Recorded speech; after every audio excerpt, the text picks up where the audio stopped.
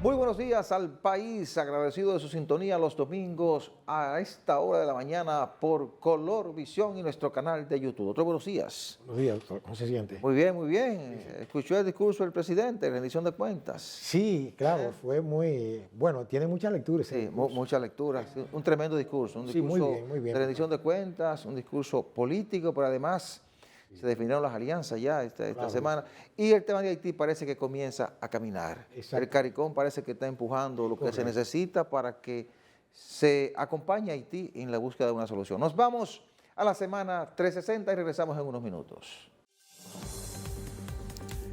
¿Qué tal amigos? Bienvenidos a este resumen informativo Semana 360.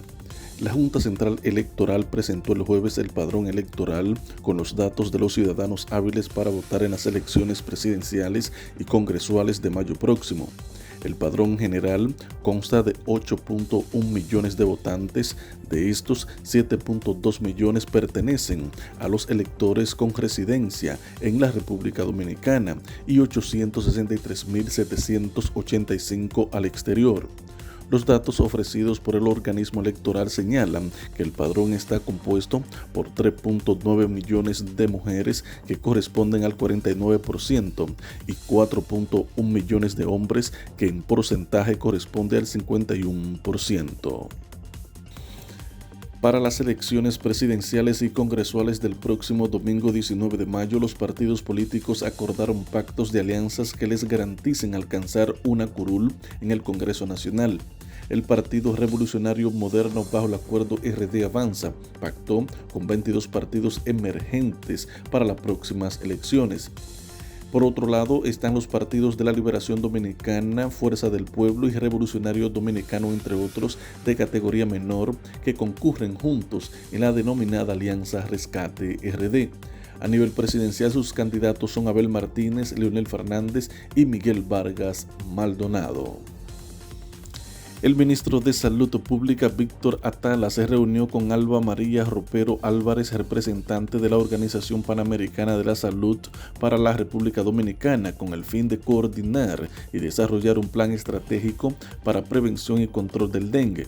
Según una nota de prensa, la reunión se enmarca dentro de los esfuerzos conjuntos que realizan ambas entidades de manera periódica, cuyos planes están diseñados y dirigidos a combatir, así como prevenir la propagación y el contagio de la enfermedad en la República Dominicana. El presidente de la Junta de Aviación Civil, José Marte Piantini, informó que estableció nuevas operaciones aéreas desde y hacia el territorio nacional con Estados Unidos, Madrid, Canadá y El Salvador. La información la ofreció el funcionario durante la cuarta sesión ordinaria de este año 2024. Al inicio de la sesión, el presidente del organismo reiteró que la conectividad aérea es un factor clave para impulsar los sectores productivos de la República Dominicana. En su reunión de política monetaria de febrero del presente año, el Banco Central de la República Dominicana decidió mantener su tasa de interés de política monetaria en 7.00% anual. Asimismo, la tasa de facilidad permanente de expansión de liquidez permanece en 7.50% anual, mientras que la de depósitos remunerados continúa en 5.50% anual. Para esta medida, el Banco Central informó que se tomó en consideración la evolución reciente del entorno internacional, particularmente las expectativas de que las tasas de interés externas se mantendría elevada por un tiempo mayor al previsto y el incremento de los precios de las materias primas y del costo de transporte de mercancías debido a los conflictos geopolíticos y a factores climáticos. La economía dominicana registró una expansión interanual de 4.6% en enero del año 2024, informó el Banco Central de la República Dominicana. Aunque la mayoría de las actividades económicas registraron un desempeño positivo en el primer mes del año, la minería sigue en rojo, cayó 17.4%, explicado en gran parte por el cese de operaciones de la empresa de extracción de ferroníquel Falcon Bridge Dominicana desde diciembre del año 2023. También ha impactado el comportamiento de la actividad minera la ralentización en el proceso de extracción de oro y plata, debido al plan de readecuación de facilidades requeridas para la continuidad de la actividad minera de la Barrigol Pueblo Viejo, el principal yacimiento del país.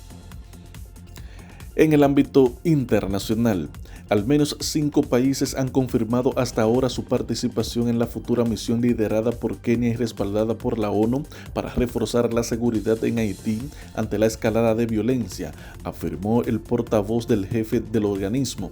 Naciones Unidas recibió avisos de Bahamas, Bangladesh, Barbados, Benín y Chad con el compromiso de proveer fuerzas de seguridad a la misión de apoyo, reveló Stephanie Dujarric, portavoz del secretario general de la ONU. Hasta aquí el resumen informativo Semana 360, informó Joaquín Caraballo.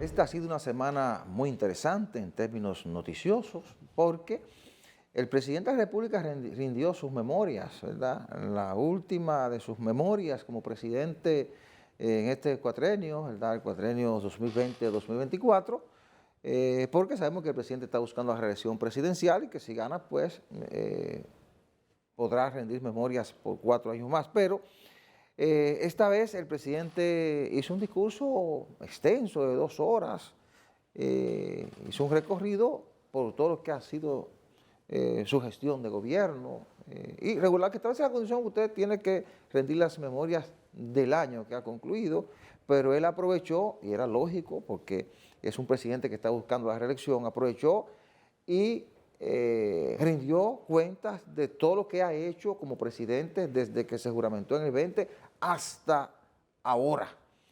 Y fue un discurso explicando cada obra que ha hecho, por qué lo ha hecho y cómo ha ido transformando el país. Eso quiso presentar el presidente Luis Abinader, sobre todo con el interés de que la gente perciba, que se dé cuenta de que está cumpliendo con lo que fueron sus promesas y aprovechar el escenario entonces para lo que es su propósito, que es buscar el favor de la gente, del electorado de las elecciones del 19 de mayo próximo. Yo creo que el presidente lo logró con un discurso muy detallado, presentando los logros en cada uno de los renglones de la economía, de la salud, de infraestructura, turismo, es decir, de todas las áreas del gobierno.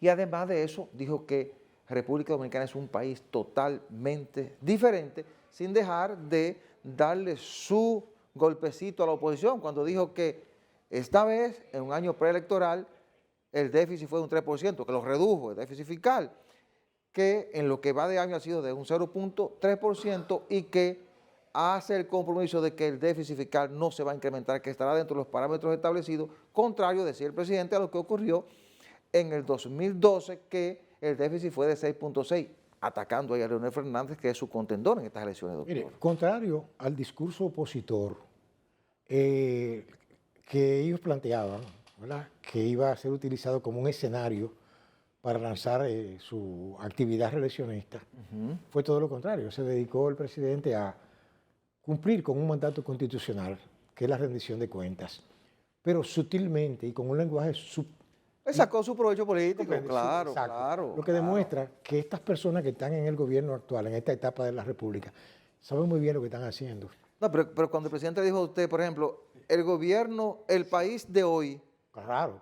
4 años después es totalmente diferente. Está sacando el elemento político. El paso claro. revista, aparentemente en 2020. Y cuando dijo, Sí.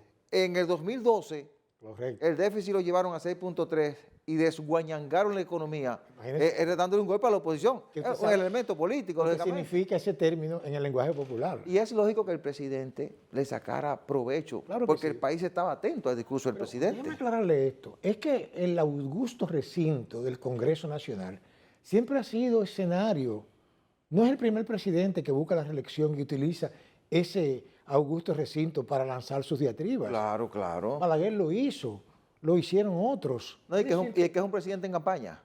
Todo el tiempo. Presidente en campaña. Ahora, que va a enfrentar a la oposición, que va unificada en lo congresual, pero dividida en lo presidencial. Ahora, las cosas han cambiado en estos tiempos, porque ya el público de hoy no es el público de ayer. No, claro. El público de hoy está mucho más informado y conoce mucho de las limitaciones que tienen, incluso porque los más poderosos tienen sus limitaciones también. ¿Usted comprende? Hay cosas que no se ven, que son a veces más, diríamos, causan más estrago que las que no se ven. Por ejemplo, quizá usted ve que un avión muy grande bombardeando unos tanques de guerra, pero quizá parece un mosquito que mata millones de personas y nadie lo ve. Así es. Y es más destructivo. Te mata más que en la guerra. Eso es la vida, o sea, la vida del mundo es así. Entonces en política es así. Era porque decía Bosch, que a mí me gusta citar al profesor Bosch, porque el profesor Bosch fue una persona que aunque él no tuvo la sagacidad política, por ejemplo, el tigraje, como llamamos político, el tigraje no significa delincuencia. No, claro, claro. Se ha desnaturalizado en estos tiempos. Pero ese tigraje político, ese olfato que le hace falta, que lo han tenido ciertos gobernantes que hemos tenido aquí. Pero el profesor Bosch fue un tipo que tuvo muy buena fe y predicó de acuerdo con sus ideas, aunque yo nunca milité en sus proyectos políticos. Pero entonces el profesor hablaba de eso, que él decía que hay cosas que se ven en política y hay cosas que no se ven, y que las más peligrosas son las que no se ven. Así es. Y es cierto. Entonces lo que quiero decirle con esto es que, por ejemplo, fíjese, nosotros nos hemos focalizado en el Poder Ejecutivo, pero es que el Poder Ejecutivo es el más importante de los poderes del Estado. De los tres poderes que se divide constitucionalmente el Estado dominicano, ejecutivo, legislativo y judicial, el más fundamental es el legislativo. Sí, pero en la práctica aquí el ejecutivo es el que hace todo. Sí, porque por el clientelismo, el arribismo, el oportunismo y la corrupción. El que maneja el presupuesto, maneja todo. Desde que nació la República, pero el primer presidente que doblegó al Congreso fue Pedro Santana. Sí. Los doblegó, le tumbó el pulso. Entonces nosotros hemos heredado, hemos tenido esa herencia maldita, perdón de la expresión, política, desde entonces, en donde el Ejecutivo se le ha dado un poder tan grande que usted ve que no lo tiene en Estados Unidos. Un poder como Estados Unidos, una nación tan poderosa, el Poder Ejecutivo no puede hacer lo que le da la gana, porque el Congreso, lo que pasa es que los congresos generalmente, cuando se eligen congresos que son mayoritariamente aplastantes a favor de un lado, suceden las cosas que suceden aquí. Así es. Que hay presidentes que decían, yo quiero mi Congreso, pero ven acá, espérate. Pero el Congreso, yo aspiro, le voy a decirle esto, que es importante que sea en este momento político que estamos viviendo. Que la gente aproveche ahora que no hay ese arrastre de antes, que puede formar un Congreso multicolor. Y que tiene la oportunidad de elegir a un presidente, elegir a un senador, elegir a un diputado, a quien quiera. Puede elegir quien quiera. Ahora, pero que le ponga un Congreso ahí, que haya que discutir, que haya que leer los proyectos. Que sea un equilibrio. Claro, es así. Porque si vamos a tener lo mismo de siempre, vamos a estar siempre con el mismo sub y baja, que una ley que no la leyeron. ¿Usted sabe lo que es un Congreso que no lee una ley y la aprueba? Esa gente debería ser sometida a un juicio político en cualquier país del mundo. Pero lamentablemente, o sea, ojalá que la gente aprenda, porque como dice el pueblo, con los tropezones que se levantan los pies. Así es. Bueno, el presidente también aprovechó para volver a seleccionar su contendor para las elecciones de mayo próximo, del 19 de mayo, cuando dijo que ha entregado un país totalmente diferente, que la gente vive mejor, y cuando dijo que Leonel Fernández, sin mencionarlo, llegó el déficit a 6.3% y que él los tiene controlados y que garantiza que aunque estemos en campaña no lo va a llevar a los niveles que se llevó en el 2012 cuando dijo que se desguañangó la economía. Con eso está diciéndole, ustedes hicieron esto y contra ustedes es que voy a competir. Interesante. Entonces vamos a hacer la pausa para que sigamos analizando este tema y también entremos un poco en lo que pasa en el Caribe con el tema de Haití y los aprestos ya definitivos para la misión de pacificación. Regresamos en unos minutos.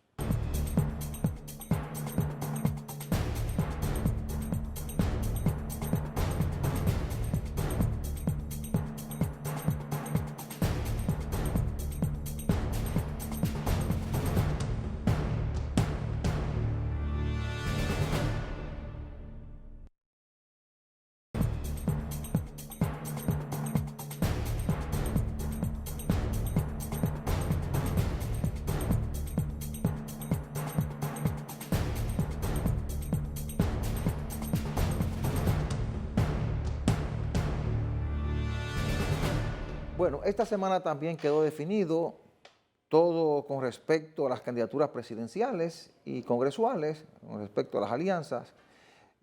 Bueno, va el presidente Luis Abinader con su bloque de partidos, 19 partidos lo acompañarán en lo presidencial y 22 partidos irán en un bloque en lo congresual. Y la oposición va con su alianza Rescate RD, pero en lo congresual. Lograron alianza, por ejemplo, el PLD va a encabezar alianza en 18 demarcaciones, lleva en 7 candidaturas propias en 7 demarcaciones, el Fuerza del Pueblo lleva candidatura encabezando alianza en 10 demarcaciones y el PRD en alianza en una parte con el PLD y en otra con Fuerza del Pueblo en 2 demarcaciones y el PLD va en una apoyando a Opción Democrática, que es el caso de San José de Ocoa. Es decir, vamos a unas elecciones ya con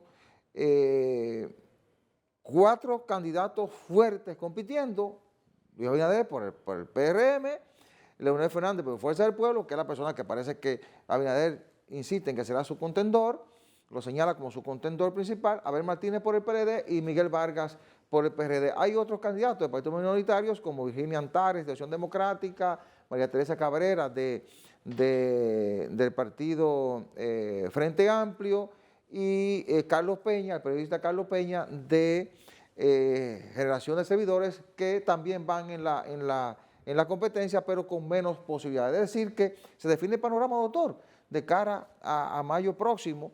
Primero, cada quien compitiendo en una primera vuelta, pero todo indica que el presidente lleva todas las de ganar según las encuestas, pero la oposición apuesta a una segunda ronda de votaciones. Yo creo que al país le conviene, porque es que la democracia dominicana es muy cara. Sí. Entonces, se gasta mucho dinero total para, diríamos, pírricos resultados.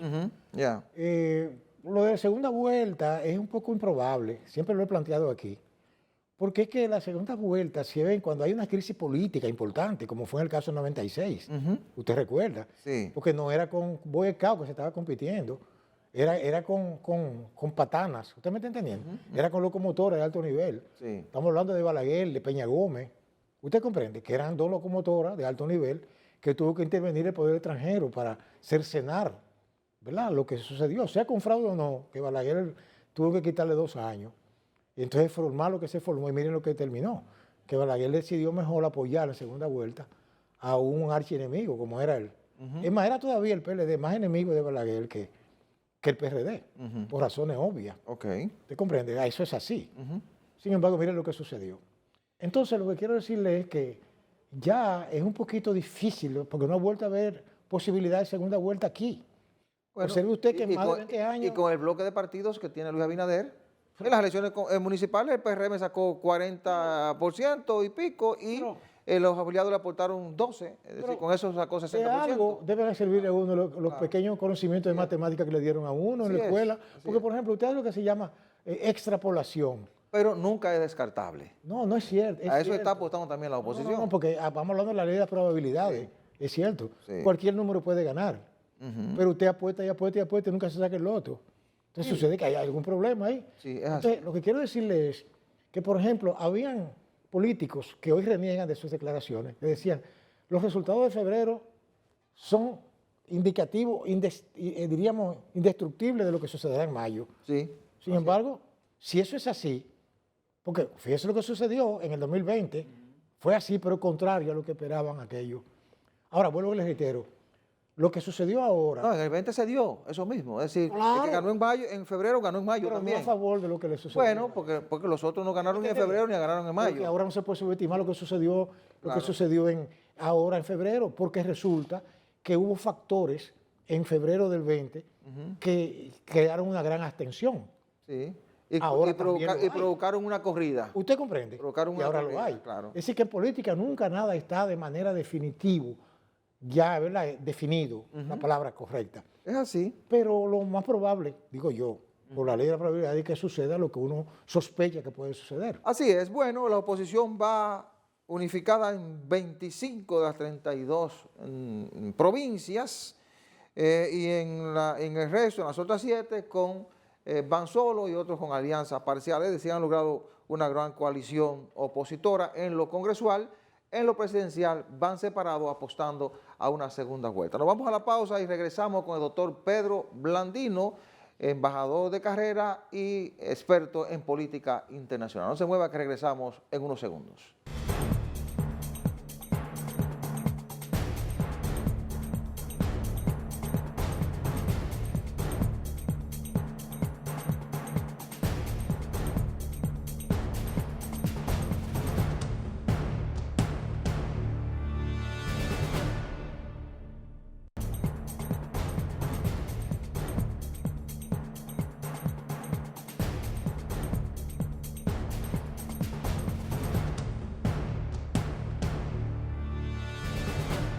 Nos acompaña el doctor Pedro Blandino, diplomático de carrera, experto en política internacional.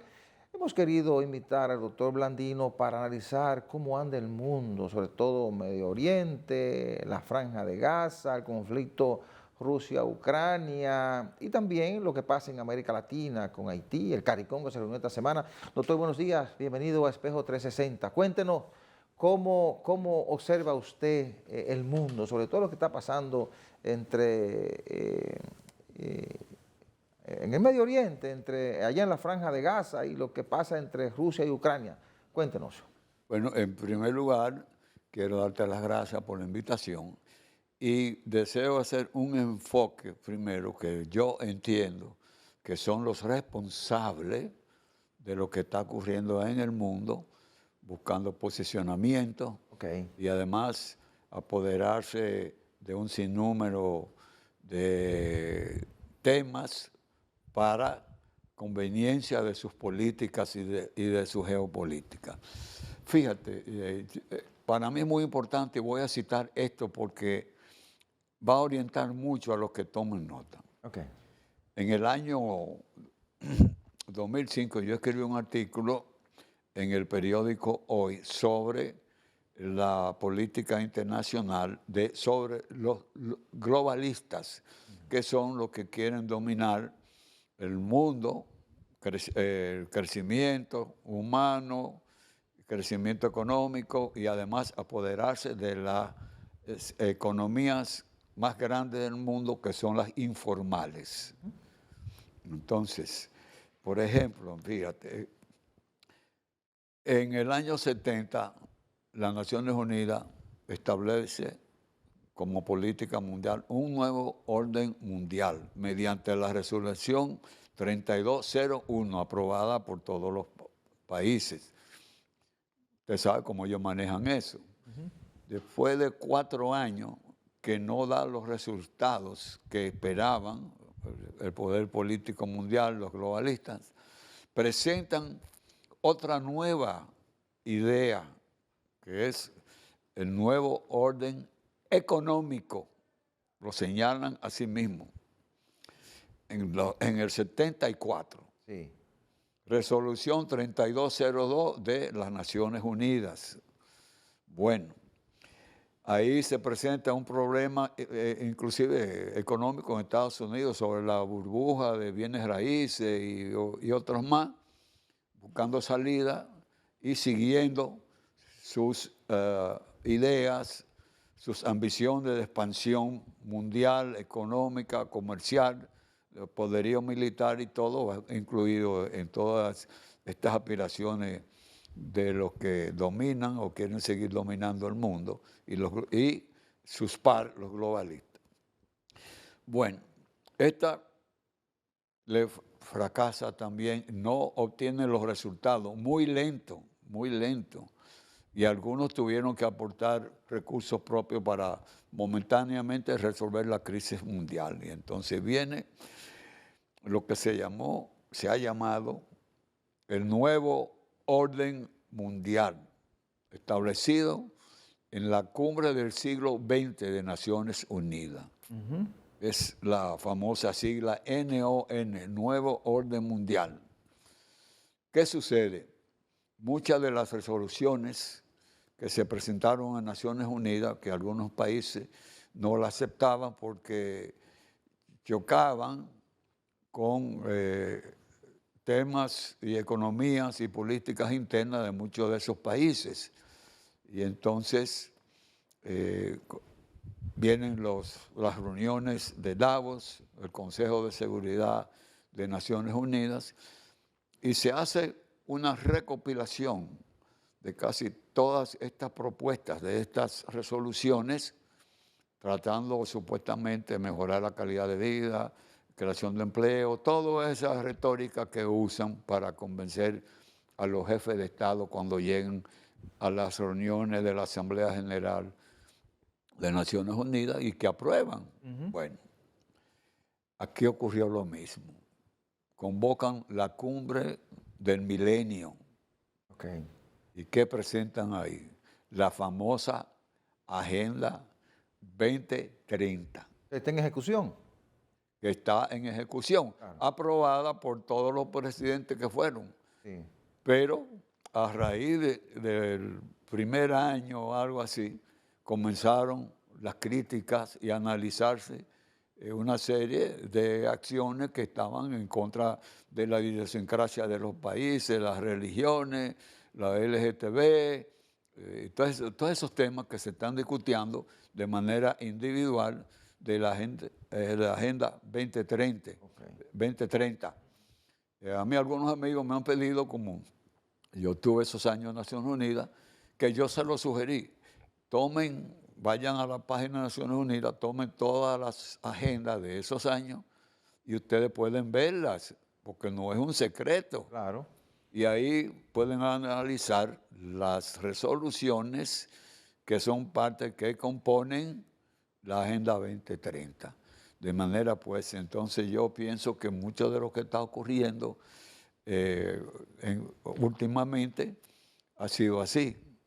Una serie de lo que le llaman los militaristas, las guerras de distintas generaciones que provocan las potencias para subvertir el orden en algunos países y lograr los cambios de gobierno por gobiernos que se hacen aliados de ellos o están con las mismas condiciones de sus aspiraciones económicas y sociales.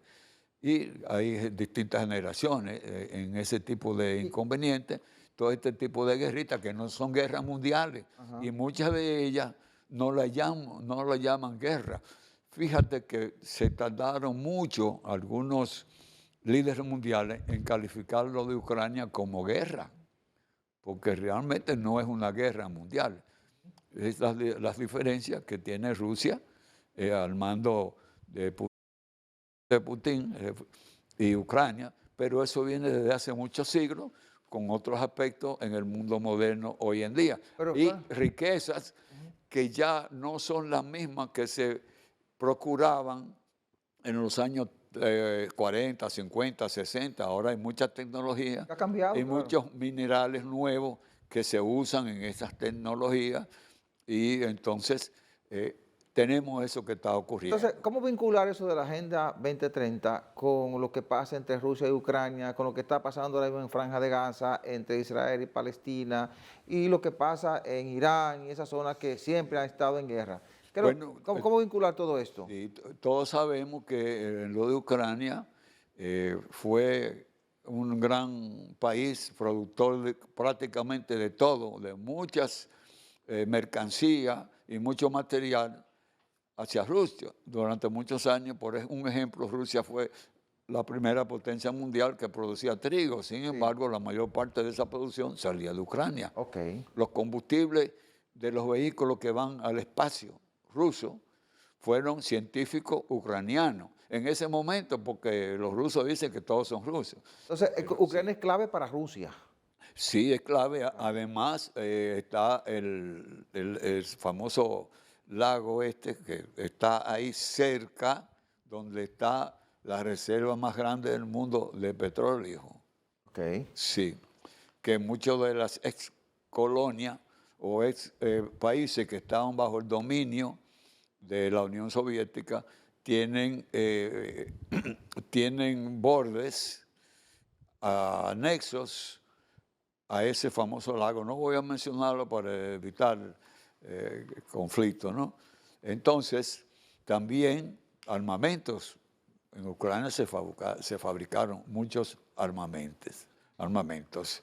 De manera, pues, y además también laboratorios. Y se ha rumorado mucho que millonarios y ricos de Occidente tenían inversiones en Ucrania y le están protegiendo. Y además el problema de lo que dicen de Putin para volver al gran imperio y a lo que fue la Unión Soviética y el supuesto temor de él de la OTAN. Entonces, todo eso es intereses. Fíjese que hay un índice muy importante que indicó en estos días que los Estados Unidos, como retaliación por lo que mataron los 3 soldados en Irak, ordenaron un bombardeo en Siria. Y entonces, ¿qué pasó? Eliminaron unos comandos, unos centros de mando y comandos en pocos minutos. Entonces, eso te dice que cuando quieren pueden hacer. Claro. Tiene que existir la voluntad. Rusia tiene 2 bases militares, una estrictamente naval y otra en Siria. Entonces, y hay otras naciones también en Siria. Nadie se opuso, no hubo guerra. Estados Unidos hizo justicia con lo que asesinaron supuestamente sus soldados en Irak. Entonces, la primavera árabe, ¿se acuerdan? La primavera, Sí. muy sangrienta, todo eso obedeció en ese momento la política que tenía en sus manos por los poderes de Estados Unidos el presidente Obama, que era el nuevo Medio Oriente. ¿Qué era eso? La división de las grandes naciones del Medio Oriente. Y divididas sería más fácil de manejar y todo lo que ellos persiguen lograrlo. Ahí tenemos esa parte. Muy bien. Y lo de Israel fue una sorpresa para ellos lo que hicieron la gente de Hamas, pero algunos de ellos trataron de justificar. Tú sabes que en las fronteras hay territorios que no son de nadie, son de los dos y no de nadie. Y alegaban, eso no ha salido mucho, que los israelitas estaban ejecutando asentamientos campesinos en esos espacios. Y Hamas lo usó, vamos a decir, de pretexto, hizo el ataque, tuvieron efecto, porque ellos primero hicieron un simulacro y ese simulacro de ataque disparó el famoso escudo de hierro de defensa de Israel y cuando lanzaron los drones y todos esos misiles de los verdaderos, tuvieron ese efecto y hubo más de 1000 y pico de muertos, pero el mundo entero ha estado observando y son de opiniones muchos que Israel es una potencia contra guerrilleros. No es un ejército organizado, son guerrilleros organizados, pero guerrilleros. Y entonces ya los fallecidos pasan de 30 y pico de mil, que venganza más grande. Y entonces hay muertos en hospitales, niños, ancianos, mujeres. Y eso es una de las cosas que han criticado a nivel mundial a Israel y que pensaron que iban a tener mucho apoyo a nivel mundial y no ha sido así. Mire, doctor, vamos a hacer una pausa. Al regreso vamos a ver cómo visualiza usted una posible solución, hacia dónde lo vas a conducir esto. Regresamos en unos minutos.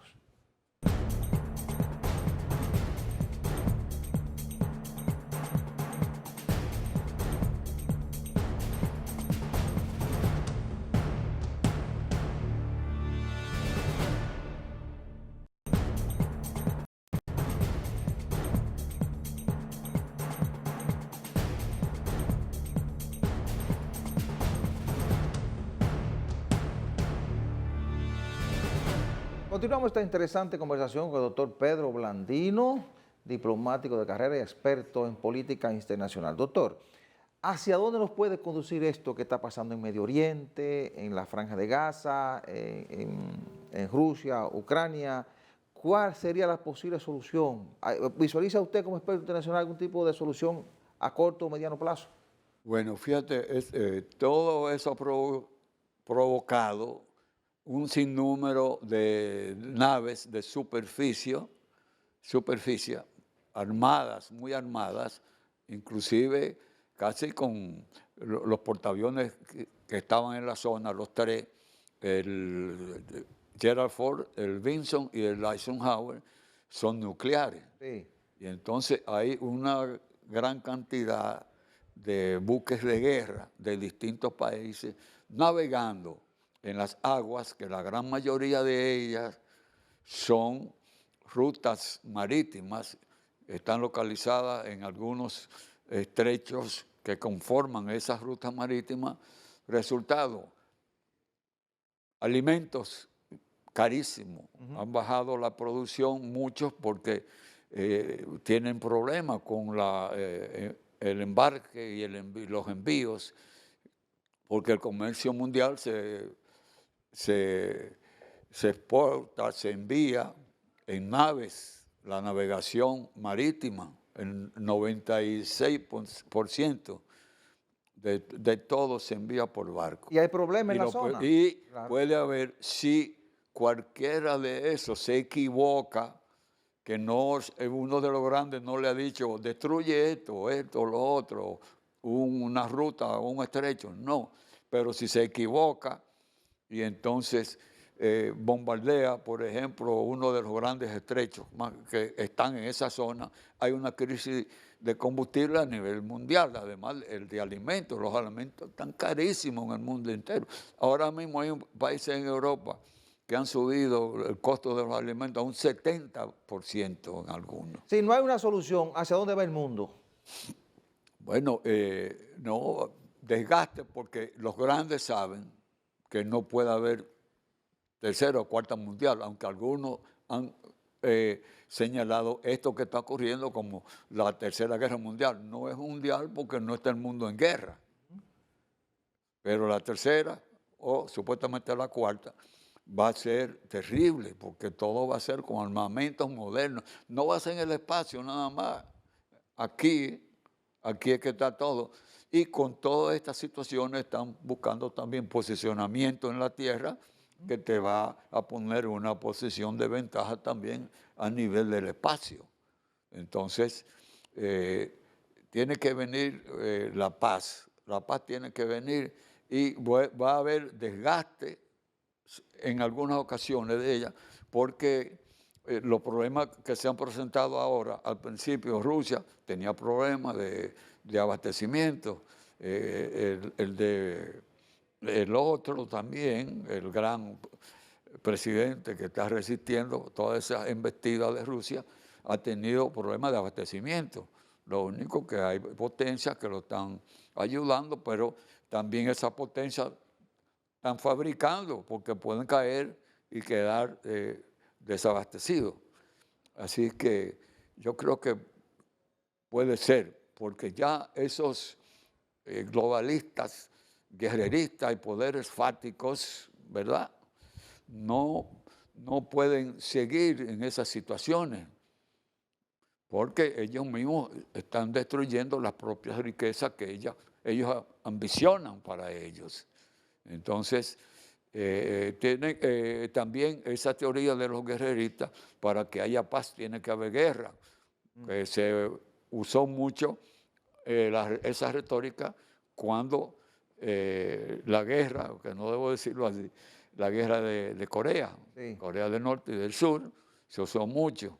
Y aquí hay algunos de potencias extranjeras que han dicho eso con relación al tema República Dominicana y Haití. Nosotros no tenemos guerra con Haití. Es un problema migratorio, de pobreza, de hambre, de falta de trabajo, y uno está más desarrollado del otro. hemos sido muy dichosos porque hemos tenido hombres como Balaguer, como el profesor Borsi, como Peña Gómez, que siempre con diferencias eran adversarios, pero siempre tenían una cosa en común: querían la patria, querían la nación y han defendido la soberanía. Entonces, no tenemos guerra con Haití.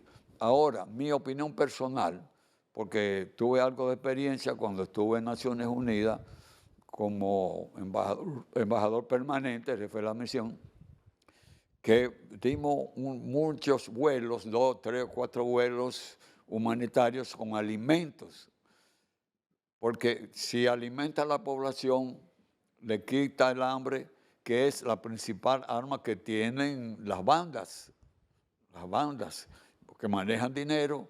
Hay supuestamente dinero de grandes empresarios de Haití, también colaboración de algunos empresarios dominicanos, pero yo pienso que la mejor solución, se puede hacer un esfuerzo, pero luego pedir la cooperación de la comunidad internacional, seguir con ellos, porque ellos tienen mucha culpa, fueron los que lo señalaron como un Estado fallido. Ese apellido no se lo pusimos nosotros. Pero al parecer, doctor, ya Naciones Unidas está decidido a que se dé la misión de pacificación. ¿Cómo? Al parecer, sí, ya la misión de pacificación se va a producir. Esta semana se reunió el CARICOM. Sí, Kenia ha dicho que está dispuesta a liderar el proceso. Hay un país de África que ha dicho que va a aportar 2.000 hombres. Sí, creo que fue Benin, 2.000 hombres. Varios países del Caribe, entre los que está Jamaica, Trinidad y Tobago, han dicho que van a aportar recursos y hombres. Y Estados Unidos ha dicho que esto hay que decidirlo ya, que va a aportar incluso 250 millones de dólares. ¿Cree usted que realmente la misión de pacificación pueda solucionar el problema haitiano? Bueno, el asunto es que los militares que envíen vienen a matar, aunque sea a las bandas, vienen a matar. Y yo pienso que los industriales que aprovecharon, como digo yo, un caramelo en un momento difícil y le ofrecieron incentivos para que se instalaran en la frontera de distintos tipos. Para aprovecharlo, se instalaron. Y en un momento que acababa de pasar el tiempo de Duvalier, que cuando Duvalier no existía lo que está pasando ahora. Ellos tenían zona franca, tenían turismo, tenían de todo. Y lo único eran los braceros cuando venían. Y en tiempo del presidente Balaguer se reunió con un grupo que supuestamente eran los dueños del negocio y le dijo: no voy a cerrar la frontera permanente, pero ustedes tienen que garantizar que en época de zafra los braceros se vayan, que se queden un poco, pero no se quedaban. Tú no veías haitianos en ninguna parte en la zafra después que terminaba. Y se dio así. Entonces, yo creo, para mí hay que despoblar la frontera, que no hace falta el muro ni nada, sí, despoblarla. Los haitianos en Haití, los dominicanos aquí, por ejemplo, hubo una gran decisión del presidente Balaguer sobre los 3 hospitales que ofrecieron un grupo de naciones europeas con el acuerdo de Lomé, y entonces tenía que poner una contrapartida, pero cuando le señalaron dónde querían ellos ponerlo, él dijo que no, porque no podían poner 3 hospitales en la frontera, sino que pusieran uno en el departamento norte, en el sur y en Puerto Príncipe. Entonces él daba la contrapartida, porque el país, nuestro país, tiene su propia seguridad social y sus propios hospitales y salud, y los haitianos están distrayendo muchos de esos recursos. Entonces la comunidad internacional tiene que construir, financiar esos hospitales de aquel lado y ayudarlos con un programa social de ayuda, como todo país del mundo, y industrias, negocios, financiarlos, poner el capital. Y se puede hacer pacíficamente, sin matanzas ni nada, porque los que vienen, algunos de esos que vienen de África, no son curas ni están en una iglesia. Claro. Bueno, doctor Pedro Blandino, agradecemos su participación en Espejo 360. Pedro Blandino, diplomático, experto en política internacional. Ustedes, muchísimas gracias por la atención prestada. La cordial invitación para el próximo domingo a la misma hora y por este canal. Buena suerte, buenos días.